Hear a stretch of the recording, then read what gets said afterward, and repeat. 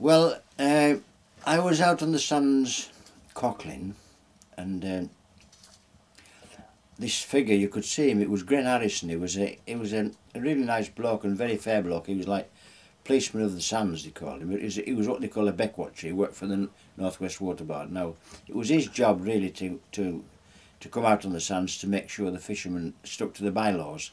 So on this particular day, he come out with cockling. He used to take a little brass gauge out of his pocket and just take a handful of cockles out of the bag what you'd filled, and he'd test them. If they dropped through, they're too small, and he'd just sort of say, well, these are too small, you'll have to leave them for a while, you know.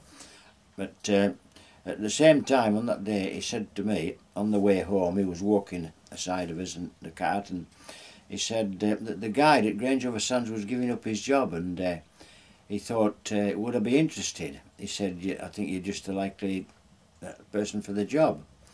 And he said, if you're interested, Cedric, he said, I'll drop your details off one day. So he came round, did Gren, and dropped me the details, and it'd been advertised seemingly, which I hadn't seen it, but I applied, and following that, I was invited for an interview, and the interviewer was Lord Cavendish and 3 other trustees.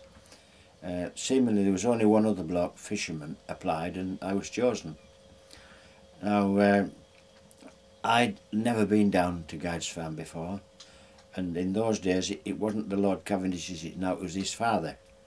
Now they did tell us that the old house was in quite a state, and if we were to move in, we'd have to, you know, do the alterations ourselves, whatever we wanted, you know, to make it habitable.